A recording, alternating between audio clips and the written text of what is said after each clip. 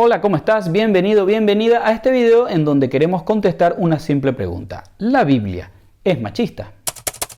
Bueno, antes que nada hay que recordar algo, ¿no? Una pregunta cuando es mal formulada necesariamente será mal contestada. Así que, ¿qué te parece si replanteamos esta pregunta que se hizo mal? ¿La Biblia en su contenido promueve el machismo? ¿La Biblia en su contenido justifica o da suficiente fundamentación como para aceptar y o practicar y o promover este tipo de actitudes? Bueno, la respuesta corta es no. Pero me costó mucho hacer este video, así que ¿qué te parece si te quedas un poquito hasta el final? Porque además te quiero dar algunos ejemplos o argumentos, digamos, de cómo la Biblia ve la relación hombre y mujer. Porque hay este malentendido y hay personas que creen que la Biblia en realidad es el manual del machista, pecho peludo, falocéntrico, patriarcal. Yo personalmente veo tres razones, pero esto es mío, ¿sí? Vos podés estudiar y encontrar más razones y me las podés compartir acá en los comentarios para que yo también vaya creciendo como persona. Por un lado tenés los prejuicios que ya muchas personas tienen. Y estos prejuicios puede ser también que sean resultado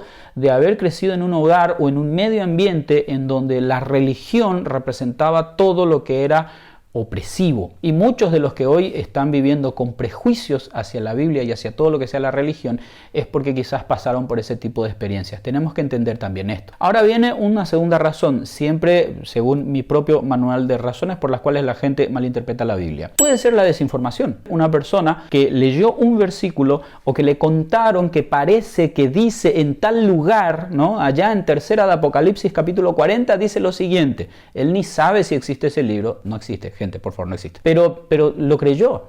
Y como está tan desinformado, pero tampoco tiene interés por saber qué es lo que realmente dice ese material, entonces se aferra de eso, construye toda una bomba, un cohete teledirigido y ataca con eso. Este libro demoró 1400 años en ser escrito. Date un tiempito para leerlo, para ver un poquito lo que dice de un determinado tema en varias partes. No te quedes solamente con 2 o 3 versículos. Es como que yo tomara un libro de Isaac Newton y me leyera 3 párrafos y dijera, bueno, ahora estoy preparado para debatir las leyes de la termodinámica y echar por tierra la ley de la gravedad. Una tercera razón es justamente esa tendencia que existe. Ya no de tratar de ver lo que la persona quiso decir cuando escribió algo, sino de qué es lo que yo estoy entendiendo. Entonces yo estoy leyendo acá y yo encuentro que esto es opresivo, yo encuentro que esto, pero ¿qué es lo que la persona quiso decir realmente? Eso se está dando en todos los ámbitos. No podemos guiarnos tanto nosotros por nuestro propio contexto sociocultural y de esa manera decir, ah no, esto es lo que dijo el autor. Yo debo desplazarme en espacio-tiempo hasta allá, mentalmente obviamente, y tratar de entender un poquito cuáles eran las condiciones en las cuales se escribió este texto y por qué está allí. Pero ¿cuál es la relación que hay entre el hombre y la mujer? ¿Cómo Dios considera a estos dos? ¿Podemos nosotros tomar alguna parte del texto bíblico para justificar la degradación de la mujer simplemente por ser mujer o del hombre simplemente por ser hombre? Bueno, vamos a ver un poquito lo que dice el texto bíblico ya en el principio, en Génesis capítulo 1. Si nunca abriste una Biblia, es solo levantar la tapa, allí está Génesis, imposible perderse. Génesis capítulo 1, versículo 26 dice así, entonces dijo Dios, hagamos al hombre a nuestra imagen, conforme a nuestra semejanza, y tenga potestad, y bueno, ahí describe para qué iba a ser el hombre, ¿no? Él tenía que administrar, ser imagen y semejanza de Dios, y administrar también todo lo que Dios acababa de crear. Pero qué interesante que él dice, hagamos al hombre. Yo, mirando desde acá, entonces digo, ah, sí,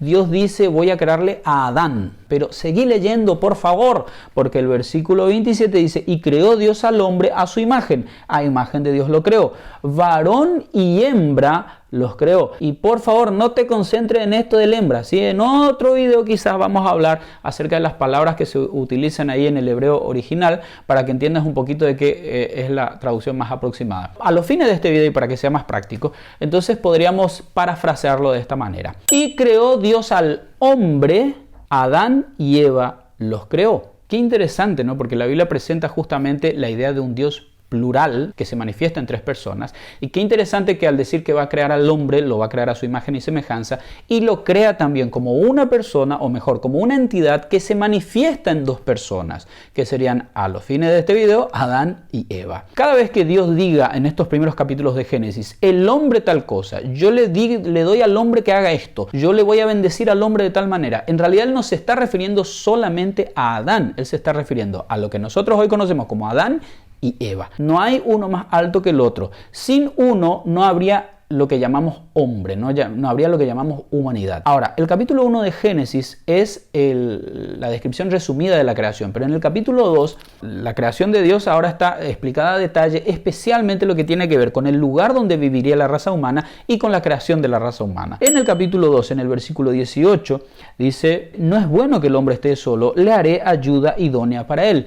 Y este versículo puede ser tan mal interpretado, pero para los dos extremos. Hay personas que toman esto y dicen: mira, acá hay machismo, acá Dios dice que va a hacerle una ayuda a Adán. ¿Por qué tiene que ser una ayuda? ¿Por qué no tiene que ser un igual? Otras personas te dicen: ¿Viste que dice ahí? Dios dice que la mujer tiene que ser ayuda. Así que, chicas, tranquilícense. Pero no es eso lo que está diciendo el texto bíblico. Dios no es que crea una ayudante, una secretaria así. Adán, el gran hombre, el gran señor, el rey de todo, y Eva viene llegando con su bandejita para servirle el juguito al gran señor. No. Eva fue creada para ayudar a Adán a administrar con él esa creación recientemente realizada. Pero ya vimos en el capítulo 1 que para Dios, cuando Él dio la bendición, cuando Él dio la orden, cuando Él dio las responsabilidades, cuando dio los privilegios, Él veía al hombre como una entidad manifestada en dos personas. No podemos usar este texto bíblico para justificar algún tipo de degradación o decir que Eva fue creada en segundo plano y que bueno, ella tiene que ser más chiquitita. No. Ahora, la mujer en la Biblia aparece varias veces. Cuando a veces me dicen: no, pero es que en la Biblia se presentan algunas situaciones de machismo y de discriminación. Yo quiero que entiendas dos cosas. Uno, la Biblia, en sus partes históricas, lo que hace es relatar y raramente emite un juicio sobre lo que se está contando. Por darte un ejemplo, Dios creó a Adán y Eva. El matrimonio que Dios creó es de un hombre y una mujer. Sin embargo, vas a encontrarte con un Abraham que se quiso hacer el loquillo y bueno, empezó a tener la esposa y empezó a tener la concubina y otra esposa y varias esposas. La Biblia va relatando lo que Abraham hace, pero no dice esto está bien o está mal. Y alguno puede mirar eso y decir: entonces yo puedo tener varias esposas. Solo que la Biblia misma después te va relatando todos los problemas que surgieron a raíz de que Abraham no se rigió por el modelo bíblico original. ¿Por qué te menciono esto de Abraham, su hijo y qué sé yo? Porque justamente vos tenés una de las primeras mujeres que tiene injerencia en la toma de decisiones, es Sara. Sara está allí en Génesis capítulo 21, 12, cuando Dios le dice a Abraham: hazle caso a tu mujer en todo. O sea, escucha lo que te está diciendo, dale participación en la toma de decisiones. Después vas a ver, por ejemplo, en Génesis 25, versículos 22 y 23, vas a encontrar una Rebeca, que es la nuera de Sara, así que algo heredó de la suegra, se nota. La nuera de Sara que de repente está embarazada y quiere saber qué va a pasar con los hijos que está teniendo en el vientre, y va y conversa con Dios cara a cara. Algunos ven inclusive en Rebeca, una de las primeras manifestaciones del don profético. Hay cierta importancia en estas primeras mujeres que estamos viendo y podemos seguir avanzando. Cuando llegamos, por ejemplo, por Números capítulo 27, versículo 1 al 11, nosotros encontramos una historia interesante. Eran las hijas déjame que lo lea porque el nombre es difícil, Zelofehad. Este hombre que había muerto en el desierto no había dejado hijos varones, y según la ley mosaica solo los hijos varones heredaban las tierras de los padres. Pero estas mujeres se acercan, estas hijas de Zelofehad, se acercan a Moisés y le dicen: mira, nuestro papá murió en el desierto, ¿qué vamos a hacer con todo esto? En otros contextos allí del momento histórico del cual estamos hablando, esas mujeres ni siquiera hubieran sido escuchadas. Sin embargo, Moisés lleva el caso a Dios y Dios le dice: no, lo que ellas dicen es cierto, y a partir de ahora vas a colocar una ley que cuando un hombre muere y solo deja hijas, esas hijas no tienen que ser dejadas de lado. Esas hijas son las herederas legales de ese hombre. Así que podemos decir ya que en esas leyes levíticas que se dejan en el Pentateuco y que van a regir en la vida del pueblo de Israel durante todo el Antiguo Testamento, ya había contemplaciones para que las mujeres fueran consideradas y no fueran dejadas de lado. En Jueces capítulo 4, versículos 4 y 5, te encontrás inclusive con un caso bien interesante que es el de Débora, que dice allí que Débora gobernaba en Israel. Entonces vos te encontrás con una mujer que está dirigiendo, y no solo eso, sino que cuando hay un conflicto bélico, el comandante de la fuerza que se está reuniendo viene y le dice a Débora: Débora, por favor, anda conmigo. Y Débora le dice: pero van a decir que yo gané. Y él le dice: pero vamos igual, ¿qué me importa? Y en el capítulo 5 de Jueces encontrás el cántico de Débora justamente agradeciendo a Dios porque le había entregado a ella. Y bueno, al hombre que acompañaba ahí con el ejército, le había entregado la victoria. A lo largo del Antiguo Testamento vas a encontrar varias historias como esta, como por ejemplo también allí en 1 Samuel capítulo 25 aparece Abigail, una mujer que dice que tenía buen entendimiento y que hace una de las labores diplomáticas más fantásticas en el Antiguo Testamento, porque el rey David, cuando manda a pedir algo a su esposo, a Nabal, y Nabal le rechaza, y no solo le rechaza, sino que se burla de él, David viene con 400 hombres a matar a todos los que estaban en esa casa, y esta mujer toma decisiones diplomáticas fantásticas y evita una masacre de esa manera. De hecho que después David dice, si yo iba a pecar, yo iba a hacer algo muy malo aquí, gracias a esta mujer que Dios envió, yo pude recapacitar y pude tomar la mejor decisión. Mateo capítulo 1, empieza el Nuevo Testamento, genealogía de Jesús, y sí, yo sé que las genealogías no son las partes más divertidas de la Biblia, pero allí te encontrás con que dentro de la genealogía de Jesús, Mateo incluye a 4 mujeres. Si vas al Evangelio de Lucas, por ejemplo, te vas a encontrar con las mujeres que siguen a Jesús y en donde se nos dice que son mujeres que le ayudan de sus propios recursos inclusive, así que estamos hablando de mujeres que estaban en cierto nivel económico interesante y reconocido. Una de ellas inclusive era esposa de un funcionario del rey Herodes. Pero vamos ya al libro de Hechos de los Apóstoles y nos vamos a encontrar en Hechos capítulo 9 versículo 36 una descripción de Dorcas o Tabita también como era su nombre, y esta mujer se dice que era justamente reconocida por limosnas y buenas obras. Y vos me vas a decir, bueno, pero es que hacía cositas para regalar a los...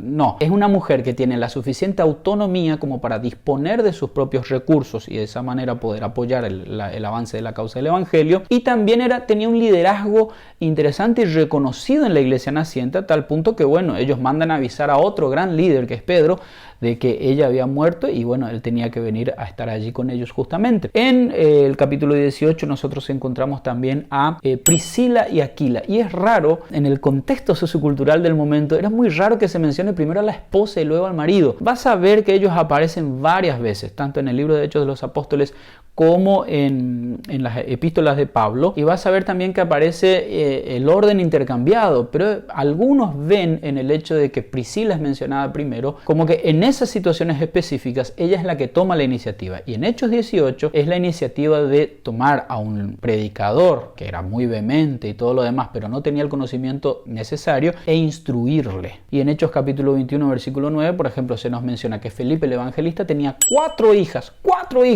y las 4 eran profetisas y eran reconocidas en la iglesia. ¿Por qué te di esta larga lista? Y en realidad hay muchos otros ejemplos bíblicos. Es simple y llanamente para que te des cuenta de que en la Biblia la mujer no solamente es considerada parte esencial de la creación, no solamente es considerada en el mismo nivel de derechos y responsabilidades que el hombre, estamos hablando de Adán y Eva en la creación que vimos recién, sino que tiene participación activa a lo largo de la historia bíblica. Y así como hay hombres líderes, hay mujeres lideresas, que según la RAE esa es la palabrita.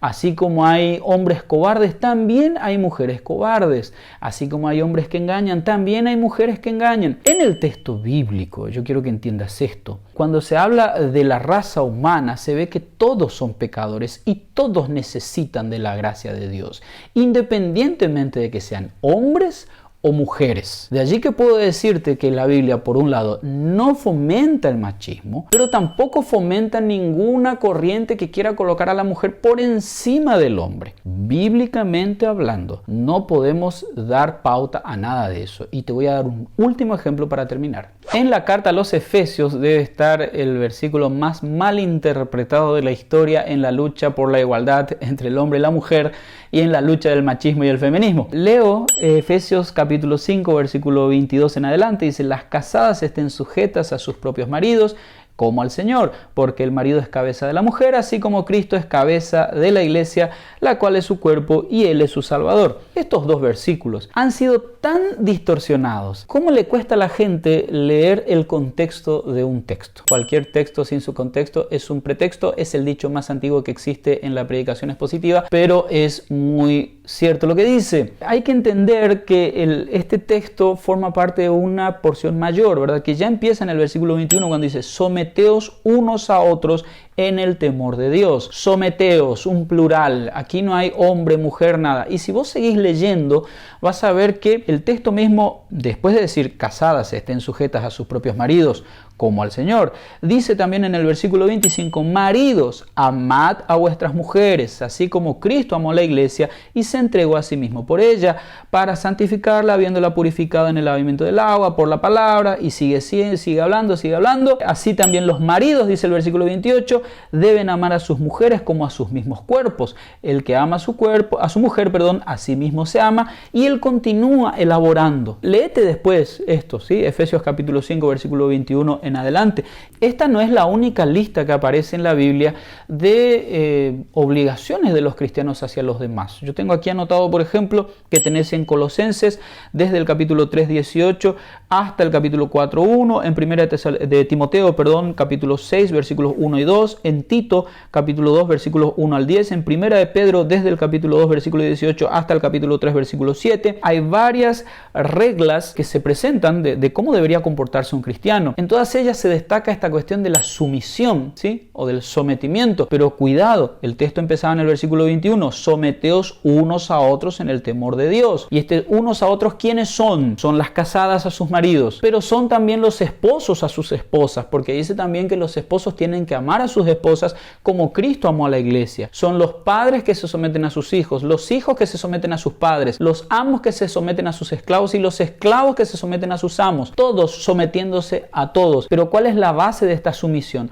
Justamente el amor. En el momento en que vos te sometés a una persona, pero no es por amor, es por temor, es porque te metieron en la mente que vos sos menos que esa otra persona. Eso es abuso, eso no es sometimiento. Y el abuso no es permitido por la Biblia. En la Biblia se habla de todos somos pecadores, por ende ninguno es superior al otro y todos debemos someternos al otro. Si vas a la epístola de los Romanos, Pablo habla bastante acerca de esto de no tener allí en Romanos capítulo 8, versículo 3, acerca de no tener un concepto de mí mismo superior al que debo tener, tampoco inferior. Y aquí yo tengo que terminar este video porque ya se hizo muy largo, pero quiero dejarte claro bien esto.